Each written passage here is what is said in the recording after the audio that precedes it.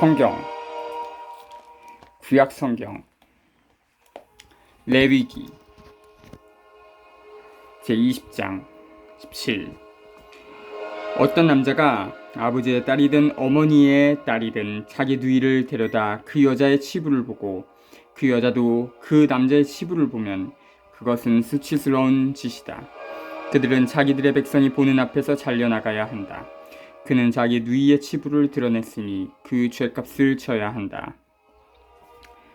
불결한 기간에 있는 여자와 동침하여 그 여자의 치부를 드러내면 그 남자는 그 여자의 샘을 열어젖히고 그 여자는 자기 피의 샘을 드러낸 것이므로 그 둘은 자기들의 백성에게서 잘려나가야 한다. 너희는 너희 어머니의 자매나 너희 아버지의 누이의 치부를 드러내서는 안 된다. 그것은 자기의 몸을 내보이는 것이다. 너희는 그 죗값을 져야 한다. 자기 숙모와 동침하는 사람은 자기 숙부의 치부를 드러낸 것이므로 그들은 자기들의 잘못을 지고 자손도 보지 못한 채 죽어야 한다. 어떤 사람이 자기 형제의 아내를 데리고 살면 그것은 불결한 짓이다. 그가 지 형제의 치부를 드러낸 것이므로 그들은 자손을 보지 못할 것이다. 너희는 나의 모든 규칙과 나의 모든 법규를 지키고 그것들을 실천해야 한다.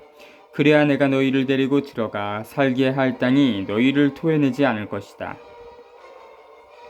너희는 내가 너희 앞에서 쫓아내려는 민족들의 풍속을 따라가서는 안 된다. 그들이 이런 짓들을 저질렀기 때문에 내가 그들을 역겨워하며 너희에게 말하였다. 너희가 그들의 땅을 차지할 것이다. 내가 그 땅을 곧 젖과 꿀이 흐르는 땅을 너희에게 주어 차지하게 하겠다. 나는 너희를 민족들 가운데에서 가려낸 주 너희 하느님이다. 그러므로 너희는 정결한 짐승과 부정한 짐승, 부정한 새와 정결한 새를 가려야 한다. 그래야 짐승이든 새든 그 밖에 땅을 기어다니는 어떤 것이든 내가 너희에게 부정하다고 가려낸 것으로 너희 자신을 혐오스럽게 만들어서는 안 된다. 나 주님이 거룩하니 너희도 나에게 거룩한 사람이 되어야 한다. 나는 너희를 민족들 가운데에서 가려내어 내 것이 되게 하였다.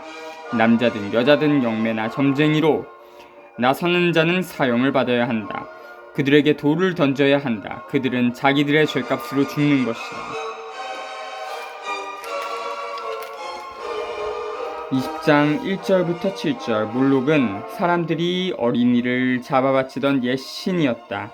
그렇지만 주님께서는 생명의 하느님으로서 죽음의 신을 흠숭하는 자들을 죽여 벌하신다. 현대의 어떤 사회 체제들은 정말 백성의 피와 생명을 빨아먹는 몰록이다. 예레 32장 35와 추참조 8절부터 21절. 여기에서 레위 18장에서 이미 제시한 성적 금령에 관계된 벌이 나온다. 22절부터 27절. 이스라엘은 주님과 계약을 맺은 백성이다. 따라서 그들은 다른 백성의 계획에 따라서 살면 안 된다. 오히려 자기네 독창성을 지키면서 주님께서 바라시는 사회 계획의 실현을 위하여 온전히 몸 바쳐야 한다. 사제직의 성스러움. 21장 1. 주님께서 모세에게 말씀하셨다. 너는 아론의 자손들인 사제들에게 말하여라. 사제는 자기 백성 가운데 죽은이 때문에 부정하게 되어서는 안 된다. 다만 자기에게 가장 가까운 살부치, 곧 어머니와 아버지, 아들과 딸과 형제는 예외다. 또한 아직 남편이 없어 자기 곁에 있다가 처녀로 죽은 누이 때문이라면 부정하게 되어도 괜찮다. 그러나 자기 백성 가운데 어떤 사람과 혼인한 누이 때문에 부정하게 되어 자신을 더럽혀서는 안 된다. 사제들은 머리를 밀거나 수염 끝을 깎거나 몸에 상처를 내서는 안 된다.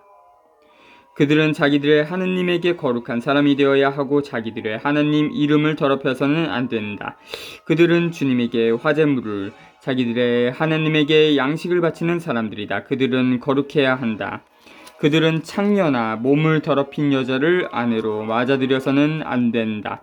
남편에게 소방 맞은 여자도 아내로 맞아들여서는 안 된다.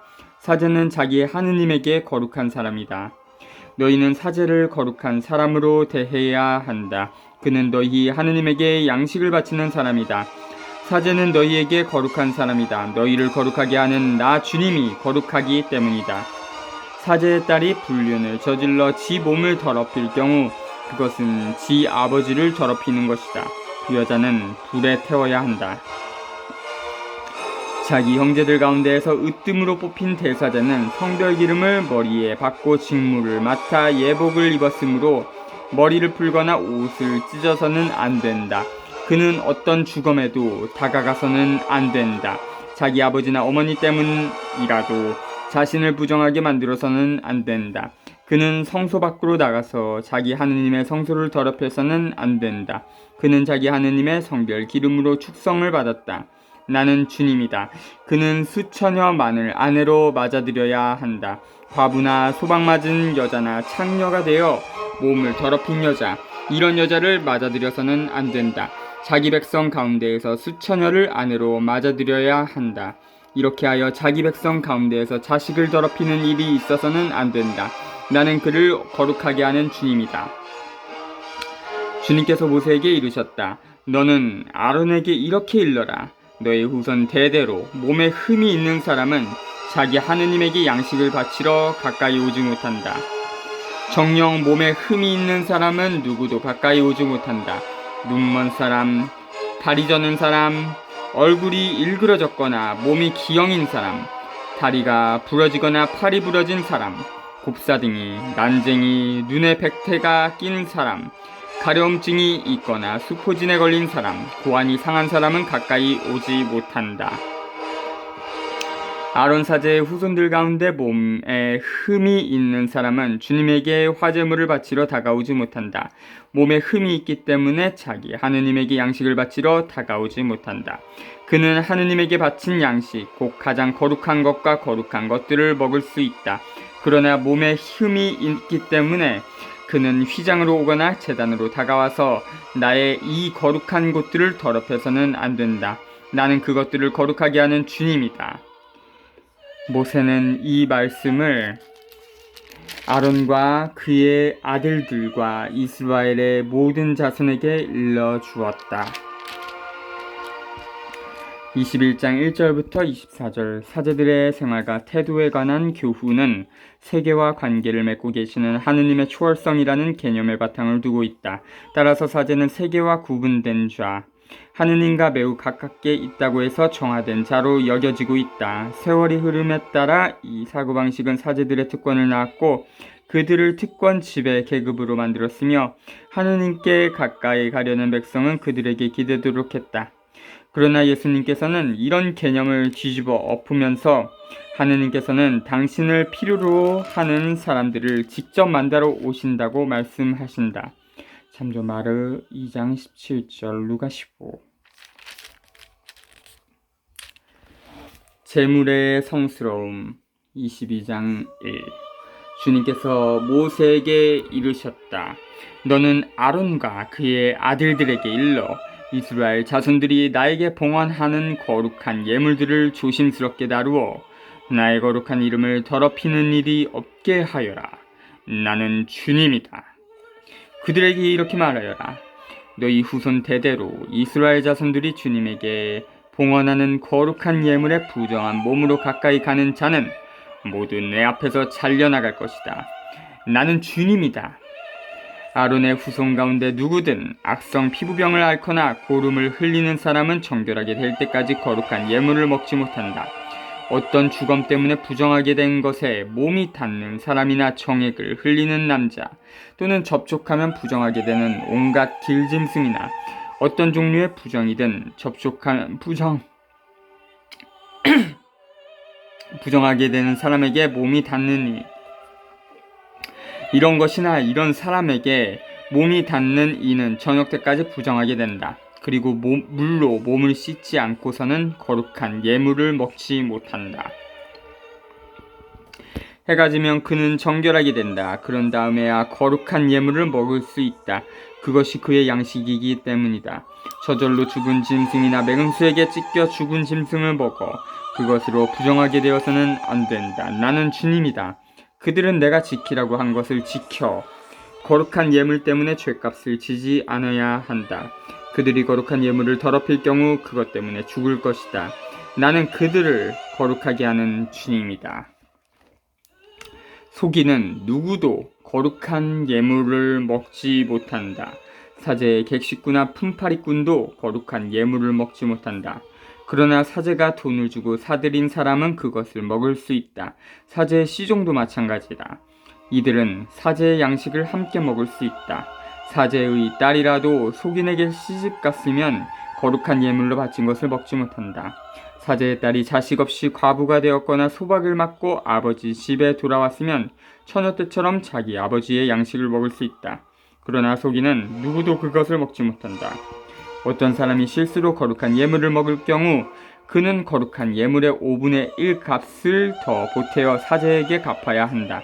이렇게 사제들은 이스라엘 자손들이 주님에게 바친 거룩한 예물들을 더럽혀서는 안 된다.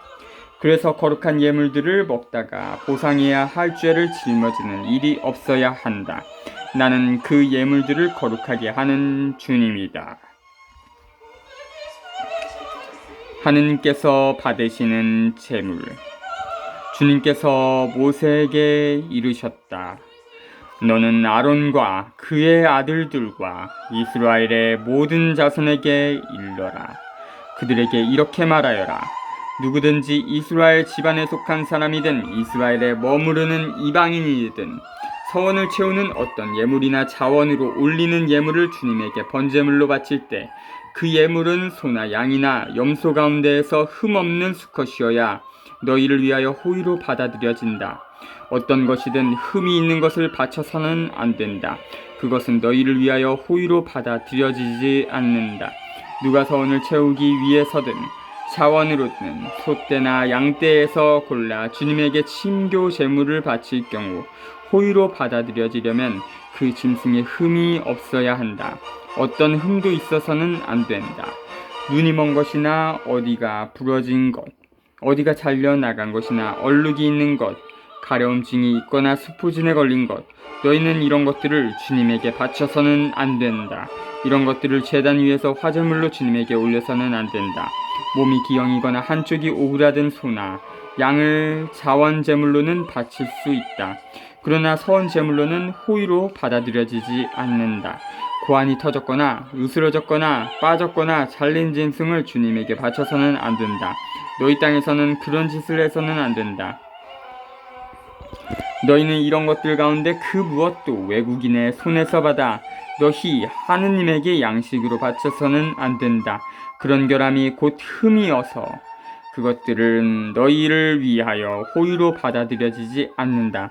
주님께서 모세에게 이르셨다. 소나 양이나 염소가 태어나면 이래 동안 어미 품에 있어야 한다. 여드레째 되는 날부터는 주님을 위한 화제의 예물로서 호의로 받아들여질 수 있다. 너희는 소나 양을 그 새끼와 함께 같은 날에 잡아서는 안 된다. 주님에게 감사제물을 바칠 경우 너희를 위하여 호의로 받아들여지도록 그것을 바쳐야 한다. 그것은 그날로 다 먹고 다음날 아침까지 남겨서는 안 된다. 나는 주님이다. 너희는 나의 계명들을 지키고 그것들을 실천해야 한다. 나는 주님이다. 나의 거룩함이 이스라엘 자손들 가운데에 드러나도록 너희는 나의 거룩한 이름을 더럽혀서는 안 된다. 나는 너희를 거룩하게 하는 주님이다. 나는 너희 하느님이 되려고 너희를 이집트 땅에서 이끌어낸 이다. 나는 주님이다. 22장 1절부터 33절. 사제들은 백성이 성전에 바치는 봉헌물의 일부분을 가져다 먹고 살았다. 불결한 상태에 있는 사제들 및 경신 내에 봉사하는 일과 관계가 없는 사람들은 그 음식을 먹지 못하도록 정해져 있었다. 17에서 33절에서는 결함이 없는 동물을 봉헌해야 한다고 규정하고 있다. 그렇지 않을 경우에는 백성이 병든 동물이나 결함이 있는 동물을 봉헌할 위험이 있을 것이다. 참조 말라 1장 13부터 14. 이스라엘의 축일들 13장 1절. 주님께서 모세에게 이르셨다. 너는 이스라엘 자손들에게 일러라. 그들에게 이렇게 말하여라. 너희가 거룩한 모임을 소집해야 하는 주님의 축일들은 이러한다. 이것들의 나의 축일이다. 안식일. 너희는 엿새 동안 일을 할 수 있다. 그러나 일의 날은 안식일로서 거룩한 모임을 여는 안식의 날이니 어떤 일도 해서는 안 된다. 이 날은 너희가 사는 곳 어디에서나 지켜야 하는 주님의 안식일이다.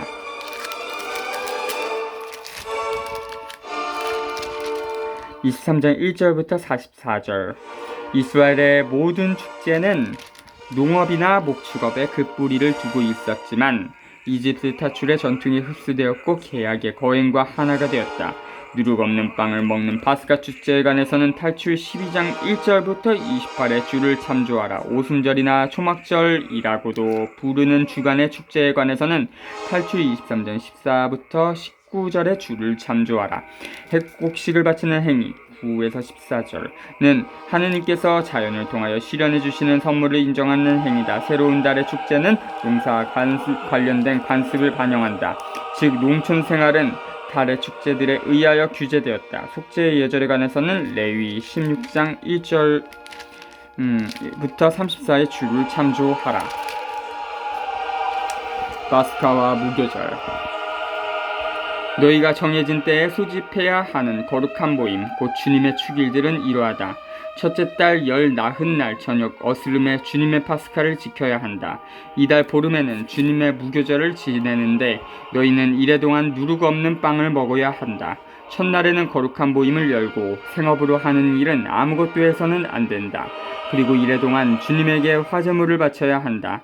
이랬째 되는 날에는 다시 거룩한 모임을 열고 생업으로 하는 일은 아무것도 해서는 안 된다. 핵곡식을 바치는 축일 주님께서 모세에게 이르셨다. 너는 이스라엘 자손들에게 일러라. 그들에게 이렇게 말하여라. 너희는 내가 너희에게 주는 땅으로 들어가서 수확을 거두어 드릴 때 너희 수확의 만물인 곡식단을 사제에게 가져와야 한다. 사제는 그 곡식단이 너희를 위하여 호의로 받아들여지도록 주님 앞에 흔들어 바친다. 사제는 그것을 안식일 다음날 흔들어 바친다. 곡식단을 흔들어 바치는 날 너희는 1년 된 흠없는 어린 수양 한 마리를 주님에게 번제물로 바쳐야 한다. 또 거기에 따르는 곡식제물로는 기름을 섞은 고운 곡식가루 10분의 2 에파를 바친다. 이는 주님을 위한 향기로운 화제물이다. 그리고 제주로는 포도주 4분의 1 흰을 바친다. 바로 그날이 되기 전에는 곧 너희가 이렇게 너희 하느님에게 예물을 가져오기 전에는 빵도 볶은 곡식도 풀이삭도 먹지 못한다. 이는 너희가 사는 곳 어디에서나 대대로 지켜야 하는 영원한 규칙이다. 주간절 너희는 안식일 다음 날부터 곧 곡식단을 흔들어 바친 날부터 7주간을 꽉 차게 헤아린다. 이렇게 7째 안식일 다음 날까지 50일을 헤아려 새로운 곡식 제물을 주님에게 바친다. 흔들어 바칠 예물로 고운 곡식가루 10분의 2 에파에 누룩을 넣어 구운 빵 2개를 너희가 사는 곳에서 가져온다. 이것은 주님에게 올리는 만물이다. 이 빵과 함께 1년 된 흠없는 어린 양 7마리와 황소 1마리와 수장 2마리를 끌어다 바친다. 그리하여 이것들이 곡식제물과 제주와 함께 주님을 위한 번제물, 곧 주님을 위한 향기로운 화제물이 되게 한다. 너희는 또 수점소 1마리를 속죄 제물로 1년 된 어린 수장 2마리를 친교 제물로 올린다. 사제는 이것들을 만물로 올리는 빵과 어린 수장 2마리와 함께 주님 앞에 흔들어 바친다. 이것들은 주님에게 바쳐진 거룩한 것들로서 사제의 몫이 된다. 바로 그날에 너희는 모임을 소집한다. 이는 거룩한 모임이므로 생업으로 하는 일은 아무것도 해서는 안 된다. 이는 너희가 사는 곳 어디에서나 대대로 지켜야 하는 영원한 규칙이다.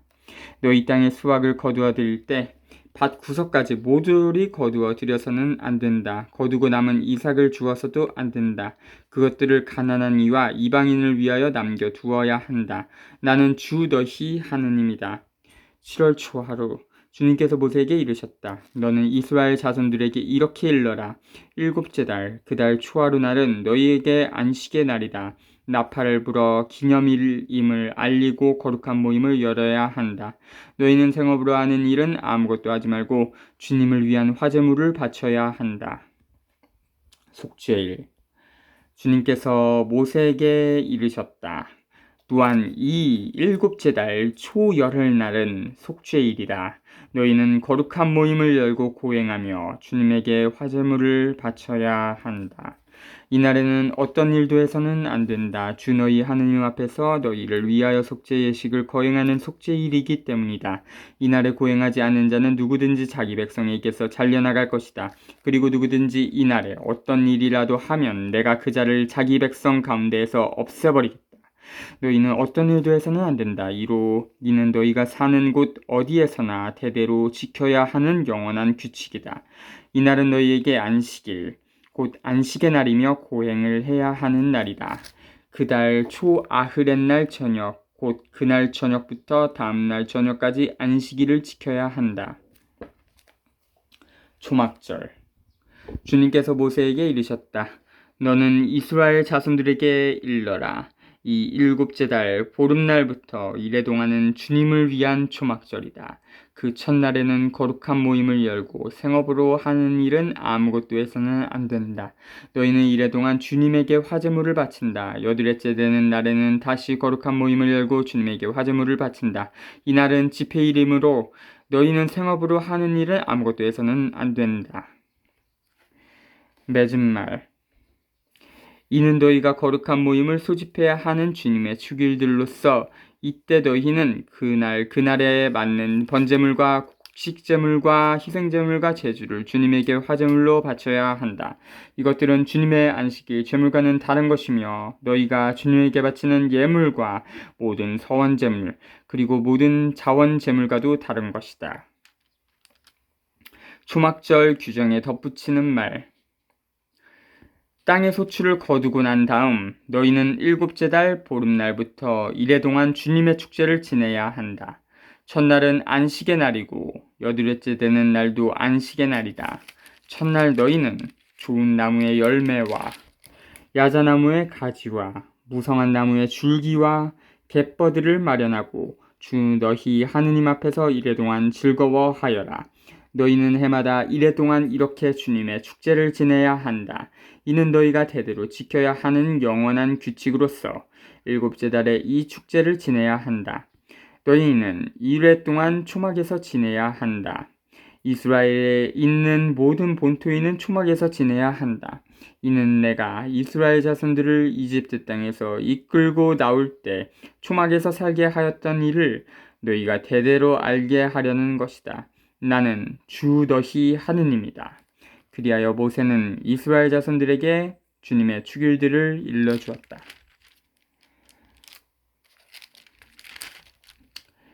23장 1절부터 44절. 이스라엘의 모든 축제는 농업이나 목축업에 그 뿌리를 두고 있지만 이집트 탈출에 네.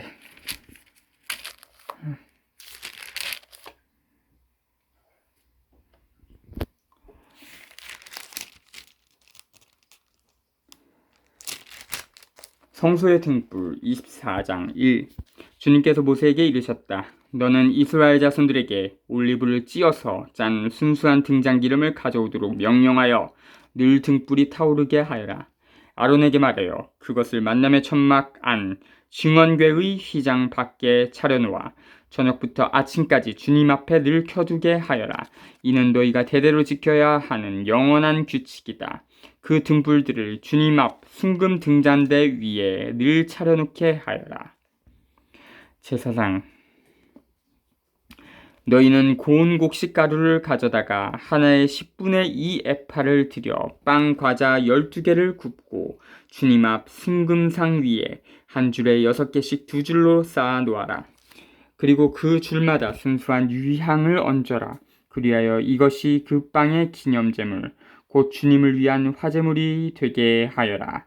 안식일마다 그것을 주님 앞에 늘 차려 놓아야 한다. 이는 이스라엘 자손들이 지켜야 할 영원한 계약이다.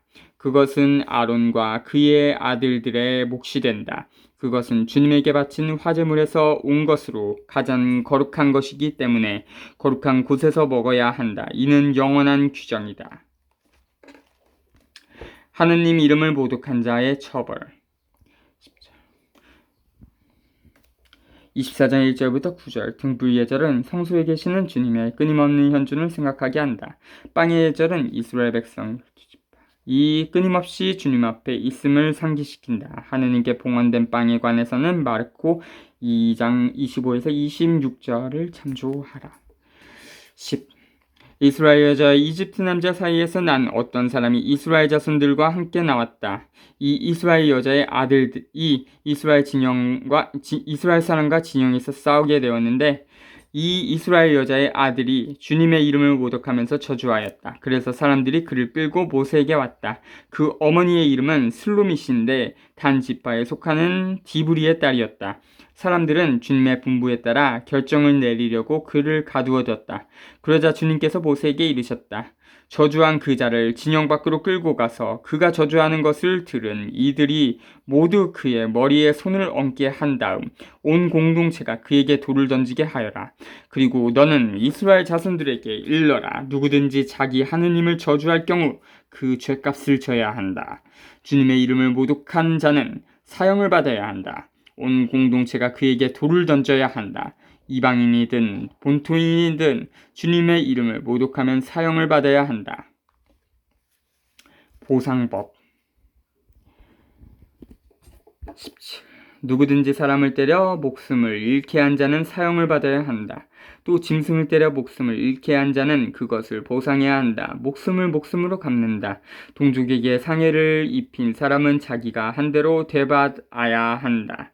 곱절은 곱절로, 눈은 눈으로, 이는 이로 갚는다. 다른 사람에게 상해를 입힌 대로 자신도 상해를 입어야 한다.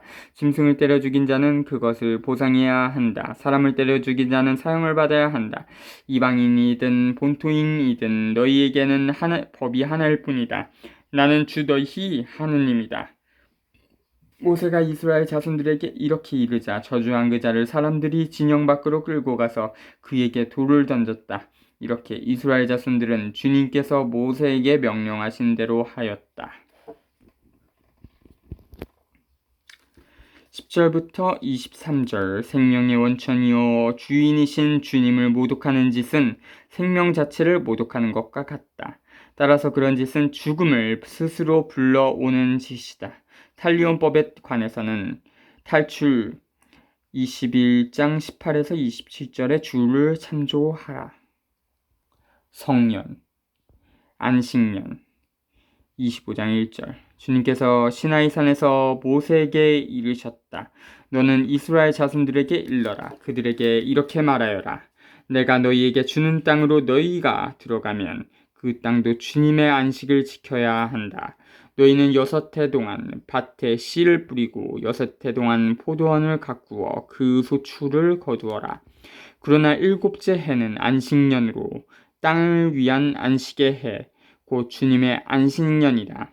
너희는 밭에 씨를 뿌려서도 안 되고 포도원을 가꾸어서도 안 된다.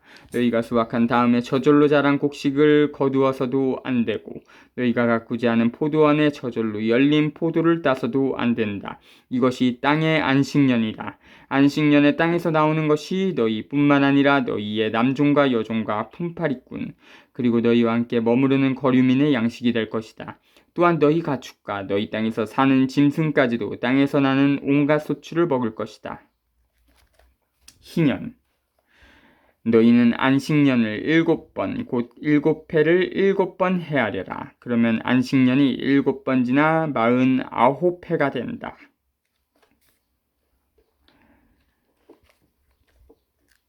(25장 1절부터 7년마다 하나씩 안식년에 땅을 갈지 않고 쉬게 해야 한다는 율법은 2가지 전망, 즉 자연의 주기를 존중하고 환경적 측면, 하느님을 땅의 유일한 소유주로서 인정하면서 하느님을 경외해야 한다는 전망을 열어준다. 즉 하나님께서는 모든 사람에게 똑같은 자격으로 땅을 주어 모든 사람이 땅을 누리게 하신다. 사회적 측면. 따라서 이 율법은 땅을 하느님께 되돌려 주는 일 전제로 한다. 그것은 모든 사람이 땅과 그 소출을 골고루 다시 나누도록 하기 위해서다.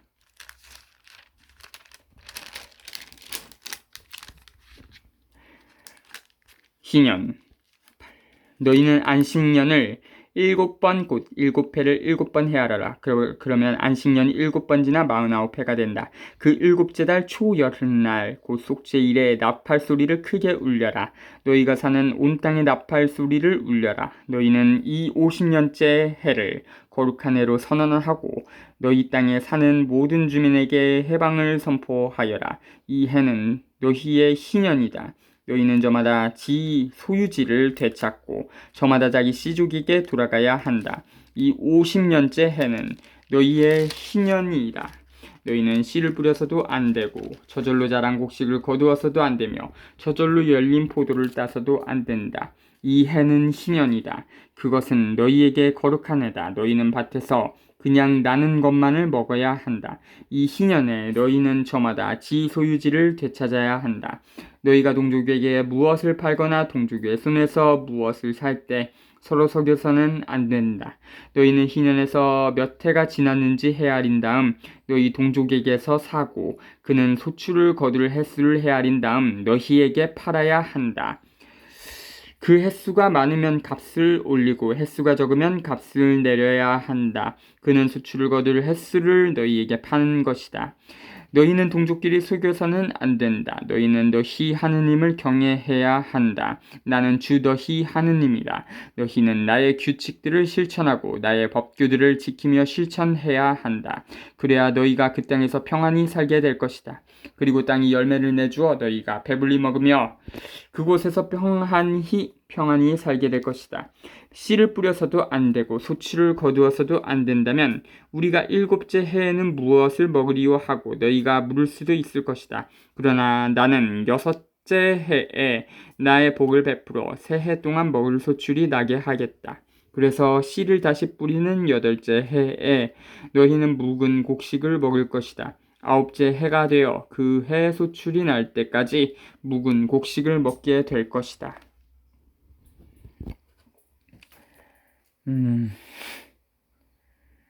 8절부터 17절. 나팔 소리가 울리면서 희년이 열린다. 희년은 히브리어로 호벨이라고 부르며 그 어원에서 후빌로라는 명칭이 나온다. 이 율법은 안식년이라는 옛 법제를 훨씬 약하게 만든다.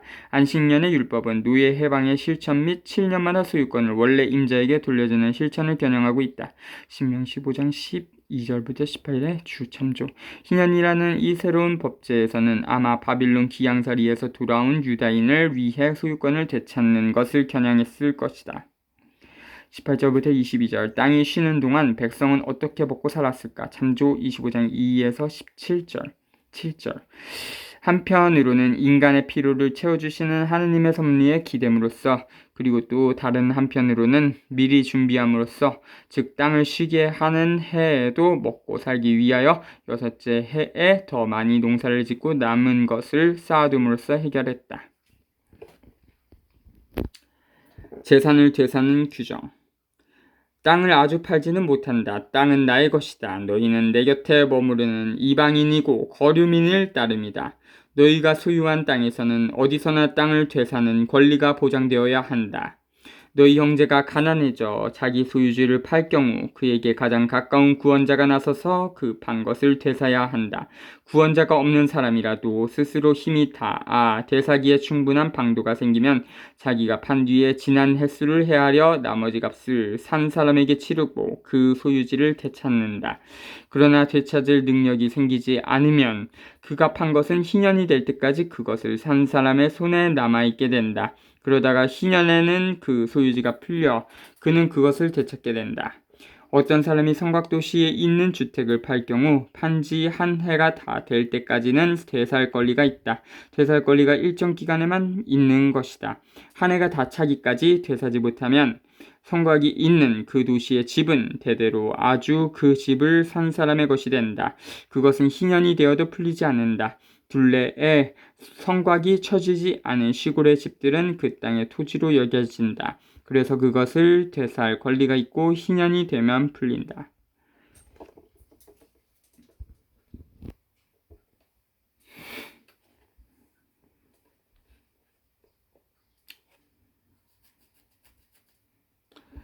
레위인들에 관한 특별 규정 32. 레위인들의 성읍에 관해서는 다음과 같다.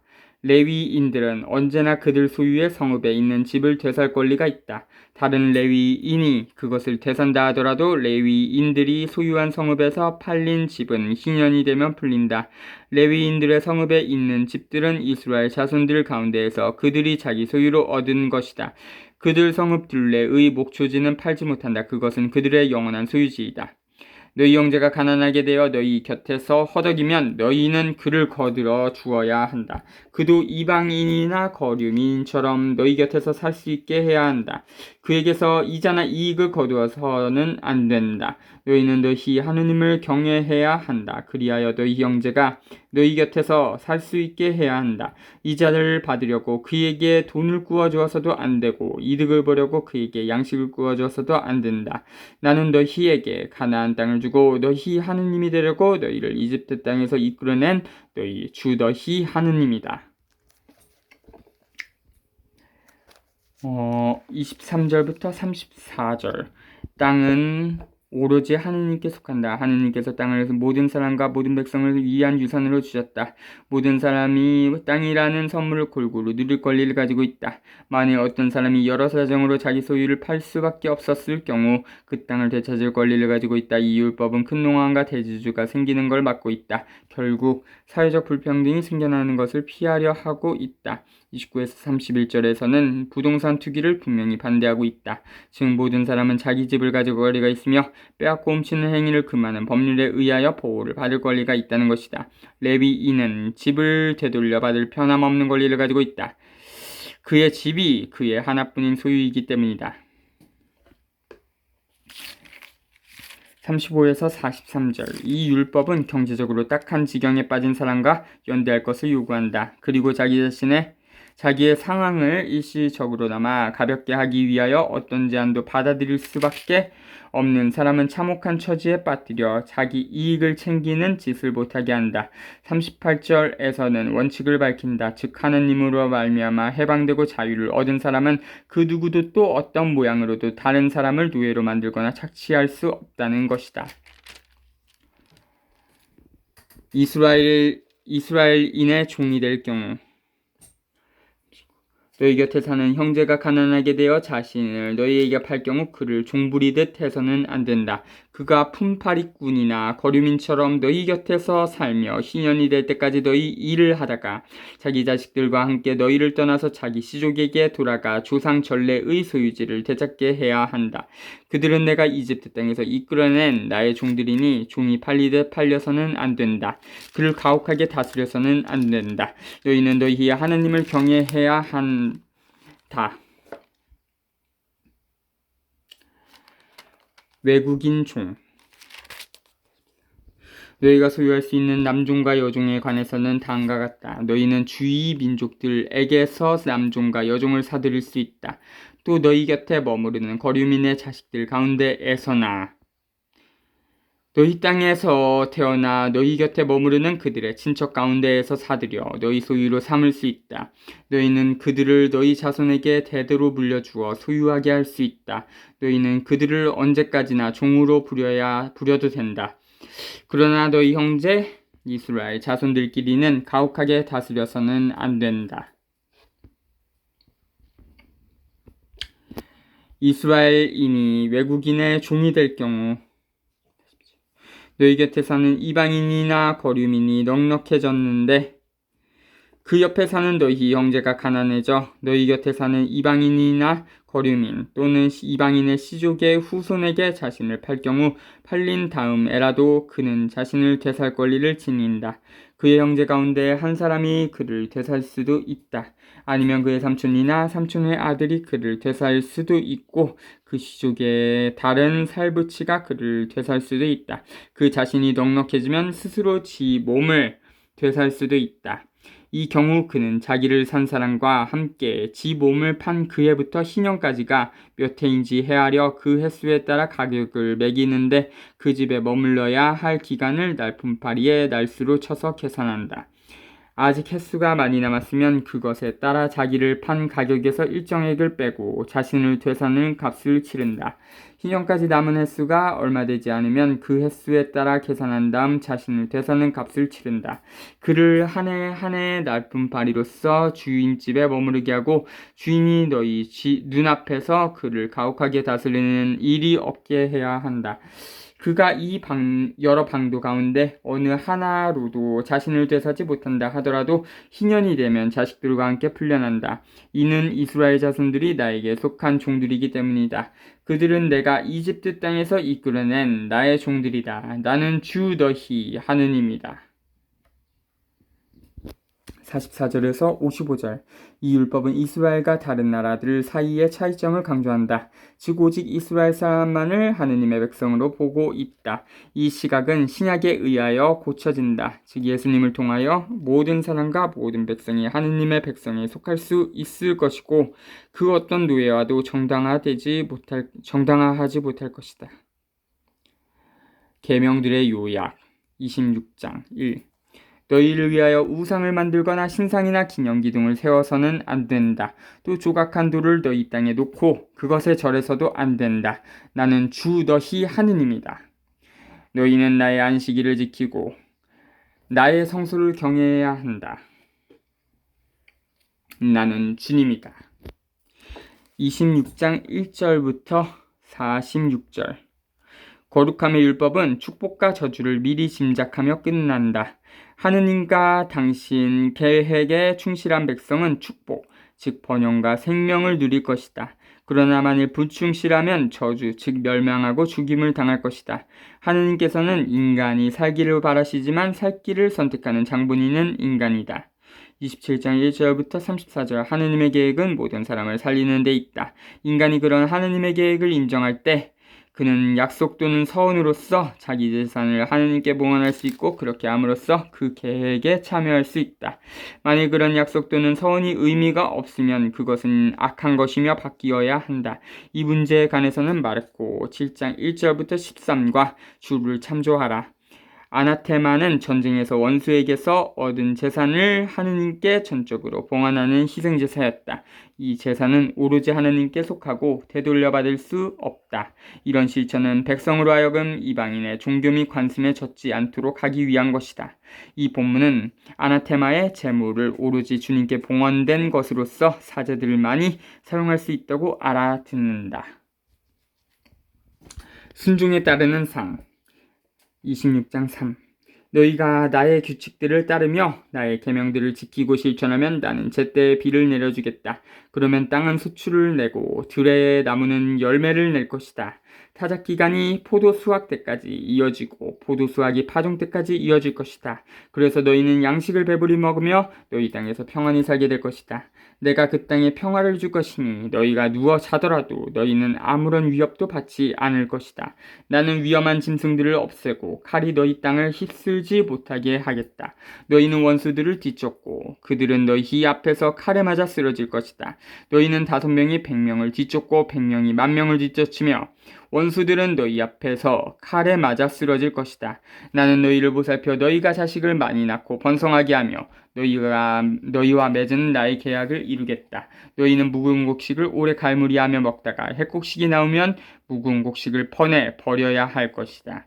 나는 너희 가운데에 나의 거처를 정하고 너희를 혐오하지 않겠다. 나는 너희와 함께 살아가면서 너희 하느님이 되고 너희는 나의 백성이 될 것이다.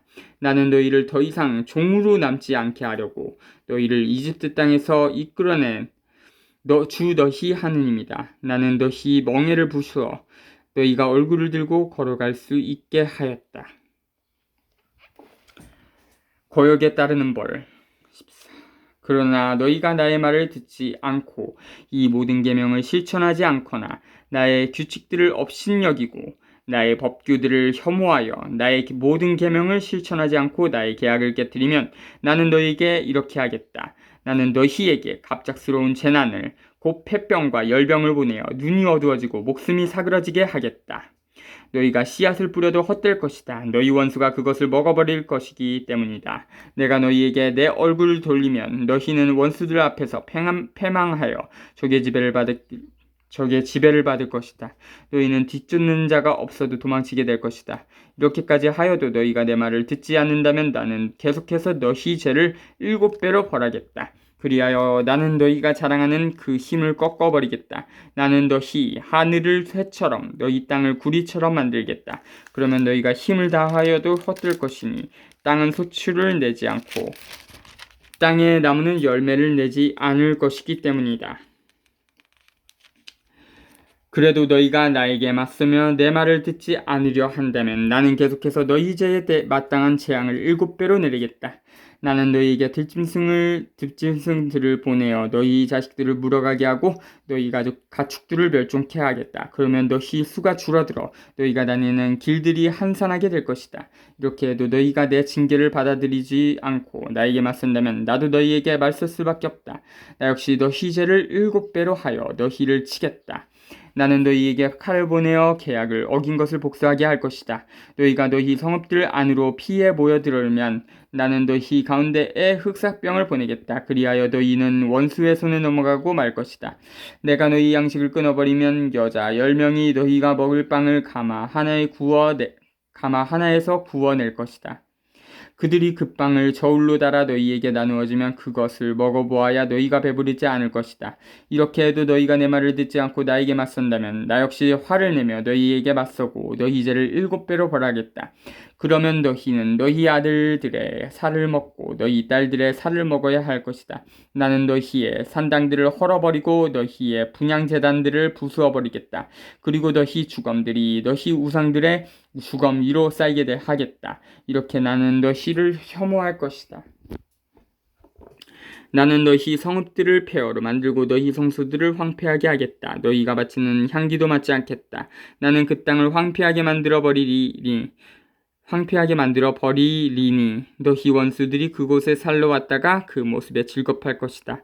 나는 너희를 민족들 사이로 흩어버리며 너희 뒤로 칼을 빼어 휘두르겠다. 그리하여 너희 땅은 황폐해지고 너희 성읍들은 폐허가 될 것이다. 이렇게 땅이 황폐해지고 너희가 원수들의 땅에 있는 동안 땅은 비로소 제 안식년들을 줄곧 누리게 될 것이다. 그때야 비로소 땅은 쉬면서 지 안식년들을 누릴 것이다. 너희 땅은 너희가 그곳에 살 때 안식년에 쉬지 못한 대신 이제 황폐해 있는 동안 줄곧 쉬게 될 것이다. 너희 가운데 살아남은 자들이 원수들의 땅에 사는 동안 내가 그들 마음에 겁을 집어넣으리니 그들은 떨어지는 나뭇잎 소리에도 쫓길 것이다. 칼을 피하듯 도망치다 뒤쫓는 자가 없는데도 쓰러질 것이다. 뒤쫓는 자가 없는데도 칼 피해 도망칠 때처럼 서로 걸려 비틀거릴 것이다. 너희는 원수에게 맞설 힘이 없을 것이다. 너희는 민족들 틈에서 멸망해 가고 너희 원수들의 땅에 너희를 삼켜버릴 것이다. 너희 가운데 살아남은 자들은 너희 원수들의 땅에서 자기들의 죄악 때문에 쓰러져 갈 것이다. 조상들의 죄악 때문에도 그들은 쓰러져 갈 것이다. 회개와 전망 40.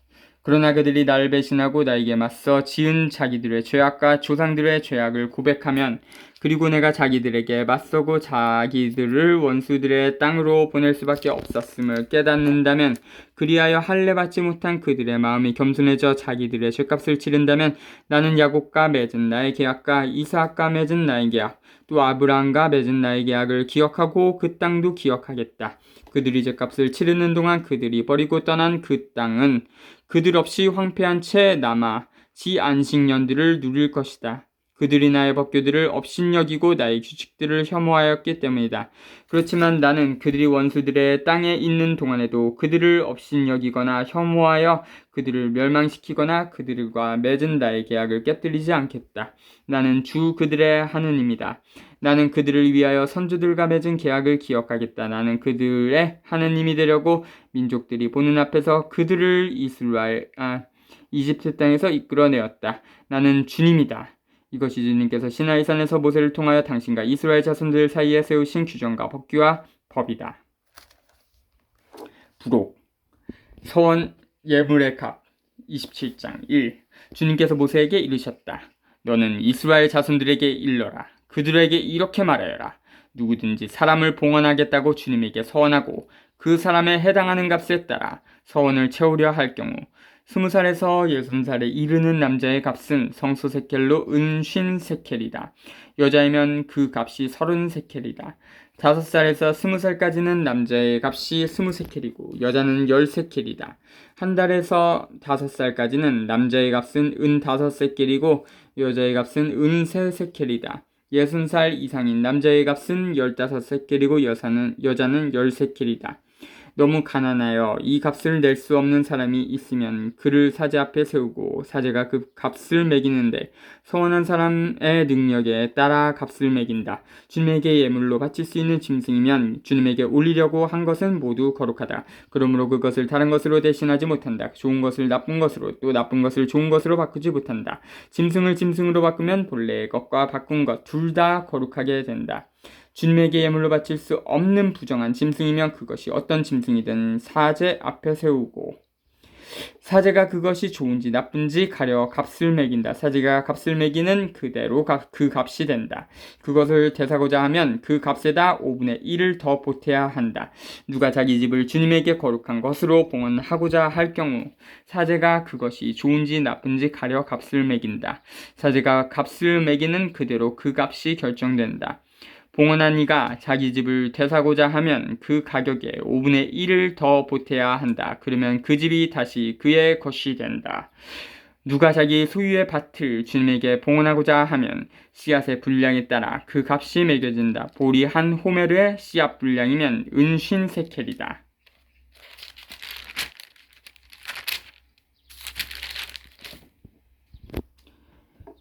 희년부터 그 밭을 봉헌하면 그 값이 그대로 결정된다. 희년이 지난 다음에 그 밭을 봉헌하면 사제가 다음 희년까지 남은 횟수에 따라 돈을 계산하여 본값에서 깎는다. 그 밭을 봉헌한 이가 그것을 되사고자 하면 그 가격의 5분의 1을 더 보탠다. 그러면 그 밭은 다시 그의 것이 된다. 그 밭을 되사지 않고 다른 사람에게 팔면 다시는 그 밭을 되살 수 없게 된다.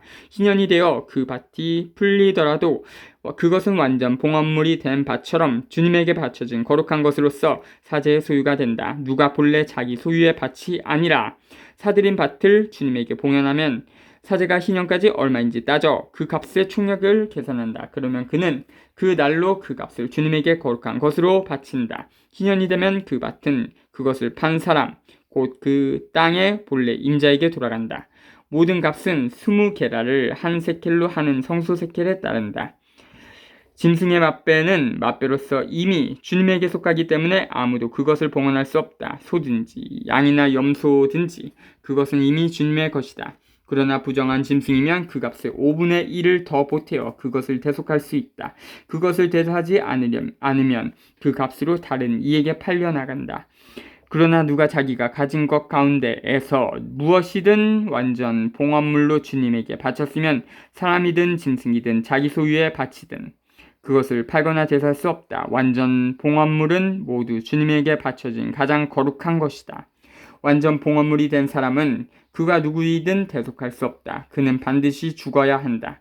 땅의 10분의 1은 땅의 곡식이든 나무의 열매든 모두 주님의 것이다. 주님에게 바쳐진 거룩한 것이다. 네가 그 10분의 1을 대사고자 하면 그것의 5분의 1을 더 보태야 한다. 큰 가축과 작은 가축의 10분의 1, 곧 지팡이 밑으로 지나가게 하여 골라낸 모든 가축의 10분의 1은 주님에게 바쳐진 거룩한 것이 된다. 그것이 좋은지 나쁜지 살펴서도 안 되고 바꾸어서도 안 된다. 그것을 바꾸면 본래의 것과 바꾼 것이 둘 다 거룩하게 되어 되살 수 없게 된다. 이것이 주님께서 이스라엘 자손들을 위하여 시나이산에서 모세에게 내리신 계명들이다. 자주